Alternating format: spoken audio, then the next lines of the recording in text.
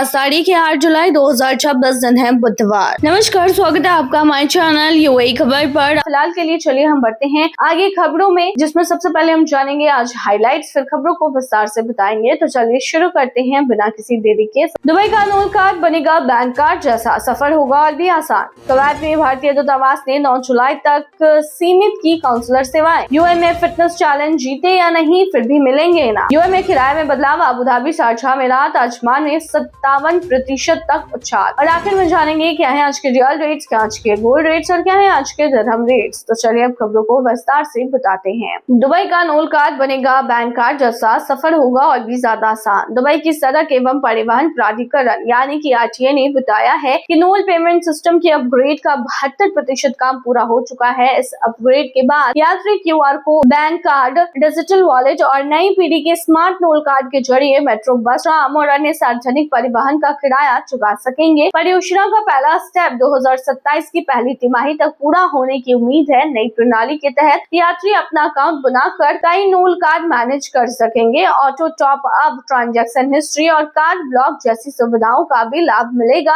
RTA का कहना है कि भविष्य में नए नूल कार्ड का इस्तेमाल सार्वजनिक परिवहन के साथ साथ यूएई के कई रिटेल स्टोर पर भी बैंक कार्ड की तरह ही किया जा सकेगा। कुवैत में भारतीय दूतावास ने 9 जुलाई तक सीमित की काउंसलर सेवाएं। कुवैत में भारतीय दूतावास ने प्रशासनिक कारणों से 9 जुलाई तक पासपोर्ट, वीजा और अन्य काउंसलर सेवाओं को केवल आपातकालीन मामलों तक सीमित कर दिया है। इस दौरान नियमित पासपोर्ट, सामान्य वीजा और दस्तावेज सत्यापन जैसी सेवाएं उपलब्ध नहीं होंगी। हालांकि तत्काल पासपोर्ट, इमरजेंसी सर्टिफिकेट्स और अन्य जरूरी सेवाएं जरूरतमंदों के लिए जारी रहेंगी। दूतावास ने लोगों से केवल आपातकालीन स्थिति में ही सेवा केंद्र आने की अपील भी की है। यूएई में फिटनेस चैलेंज जीते या नहीं फिर भी मिलेंगे इनाम। यूएई के रास अल खैमा में शुरू किए गए रास अल खैमा फिटनेस चैलेंज में हिस्सा लेने वालों के लिए अच्छी खबर है। इस फिटनेस अभियान में केवल विजेताओं को ही नहीं बल्कि चुनौती पूरी करने वाले अन्य प्रतिभागियों को भी विशेष रिवॉर्ड और फायदे दिए जाएंगे। प्रतिभागियों को जिम, हेल्थ और वेलनेस सेवाओं पर छूट, विशेष ऑफर और अन्य प्रोत्साहन मिलेंगे ताकि अधिक से अधिक लोग नियमित व्यायाम और स्वस्थ जीवन शैली अपनाने के लिए प्रेरित हो। आयोजकों का कहना है कि इस पहल का उद्देश्य केवल प्रतियोगिता कराना नहीं बल्कि लोगों को फिटनेस की आदत विकसित करने के लिए प्रेरित करना है। इसलिए जो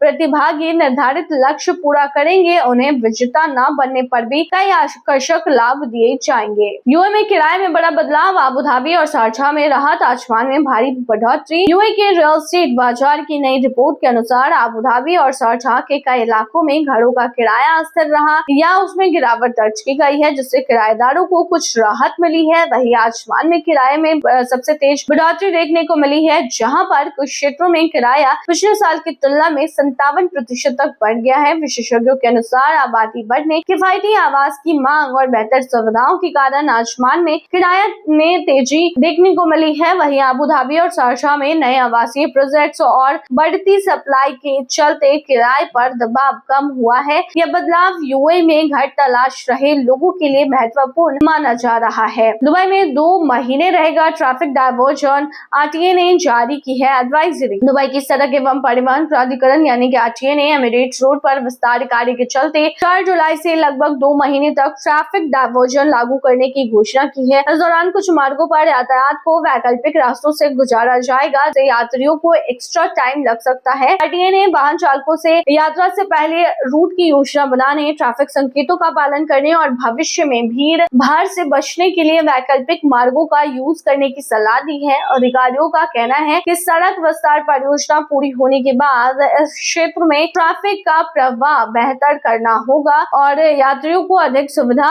इस प्रवाह से मिलने वाली है। यूएई के एडीसीबी बैंक की सेवाएं बहाल, ग्राहकों का डेटा सुरक्षित। यूएई के अबू धाबी कमर्शियल बैंक यानी कि एडीसीबी ने बताया है कि हाल ही में आई तकनीकी समस्या के बाद उनकी सभी बैंकिंग सेवाएं पूरी तरीके से बहाल कर दी गई हैं। बैंक ने स्पष्ट किया है कि इस व्यवधान के दौरान ग्राहकों का कोई भी व्यक्तिगत या फिर वित्तीय डेटा प्रभावित या लीक नहीं हुआ है। एडीसीबी ने ग्राहकों से हुई असुविधा के लिए खेद जताया है और कहा है कि तकनीकी टीम ने समस्या का समाधान कर दिया है। बैंक ने आश्वासन दिया है कि उनकी जो डिजिटल सेवाएं हैं वो सामान्य रूप से काम कर रही हैं और ग्राहकों की जानकारी पूरी तरीके से सुरक्षित है। अबू धाबी में पर्यावरण नियम तोड़ने पर इंडस्ट्रियल कंपनी पर 25,000 दिरहम का जुर्माना। अबू धाबी में पर्यावरण नियमों का उल्लंघन करने पर एक औद्योगिक प्रतिष्ठान पर 25,000 दिरहम का जुर्माना लगाया गया है। अधिकारियों के अनुसार निरीक्षण के दौरान कंपनी को पर्यावरण संबंधित नियमों का पालन करते हुए नहीं पाया गया, जिसके बाद उनके खिलाफ कार्रवाई की गई है। बता दें कि प्रशासन ने कहा है कि पर्यावरण और सार्वजनिक स्वास्थ्य की सुरक्षा के लिए नियमों का सख्ती से पालन कराया जाएगा। अधिकारियों ने सभी औद्योगिक संस्थानों से पर्यावरण मानकों का पालन करने और किसी भी तरह के उल्लंघन से बचने की अपील भी की है। यूएई में 10,000 दिरहम से कम सैलरी वाली नौकरियों की भर्ती में 26% तक की गिरावट। आपको बता दें कि यूएई में 10,000 दिरहम तक वेतन वाली नौकरियों की भर्ती में पिछले साल की तुलना में 26% की गिरावट दर्ज की गई है। एक नई रिपोर्ट के अनुसार अप्रैल मई 2026 के दौरान कुल भर्ती में भी 23% की कमी आई है। हालांकि अधिक वेतन वाली और टेक्नोलॉजी से जुड़ी नौकरियों पर इसका असर अपेक्षाकृत कम रहा है। रिपोर्ट के मुताबिक IT, artificial intelligence, cyber security और मशीन लर्निंग से जुड़े पदों की मांग बनी हुई है, जबकि सेल्स, मार्केटिंग और एचआर जैसे क्षेत्रों में भर्ती में सबसे ज्यादा गिरावट देखी गई है। विशेषज्ञों का मानना है कि क्षेत्रीय परिस्थितियों के कारण कंपनियों ने नई भर्तियों की रफ्तार धीमी कर दी है। भारी बारिश से यूएई मुंबई उड़ानें प्रभावित, एयरलाइन ने जारी की है एडवाइजरी। मुंबई से लगातार हो रही भारी मानसूनी बारिश के कारण मुंबई एयरपोर्ट पर उड़ान संचालन प्रभावित हुआ है। यूएई और मुंबई के बीच चलने वाली कई उड़ानों में देरी हो रही है। खराब मौसम की वजह से कई उड़ानें रद्द और कुछ को अन्य हवाई अड्डों की ओर डायवर्ट किया गया है। इंडिगो, एयर इंडिया, आकाशा एयर और अन्य एयरलाइंस ने यात्रियों से एयरपोर्ट जाने से पहले अपनी फ्लाइट का स्टेटस जरूर जांचने की अपील की है। मौसम में सुधार होने तक उड़ानों के समय में बदलाव की संभावना बनी हुई है। तो चलिए बताते हैं आखिर में क्या है आज के रियल रेट, क्या आज के गोल्ड रेट और क्या है आज के दिरहम रेट। शुरू करेंगे रियल रेट से। तो आज एक सऊदी रियाल में 25.37 रुपए है, जो कि पिछले दिन 25.38 रुपए था।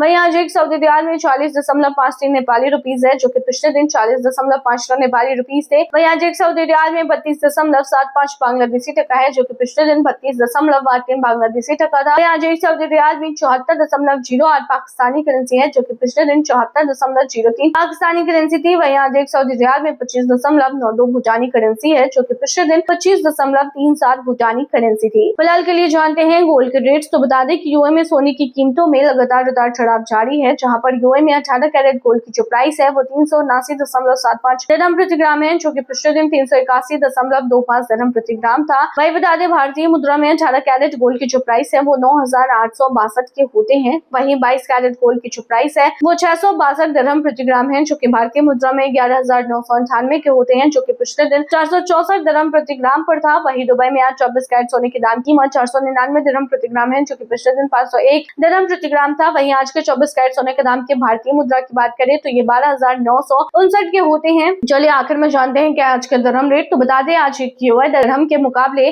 25.98 रुपए है, जो कि पिछले दिन 25.97 रुपया था। वहीं आज एक यूएई दिरहम में 41.47 नेपाली रुपीज है, जो कि पिछले दिन 41.54 नेपाली रुपीज थे। वहीं आज एक यूएई दिरहम में 33.50 बांग्लादेशी टका है, जो कि पिछले दिन 33.60 बांग्लादेशी टका था। वहीं आज एक यूएई दिरहम में 75.78 पाकिस्तानी करेंसी है, जो कि पिछले दिन 75.76 पाकिस्तानी करेंसी थी। वहीं आज एक यूएई दिरहम में 25.92 भूटानी करेंसी है, जो कि पिछले दिन 25.96 भूटानी करेंसी थी। तो ये थी आज की तमाम बुलेटिन। बने रहिए ऐसे तमाम खबरों के लिए हमारे चैनल पर।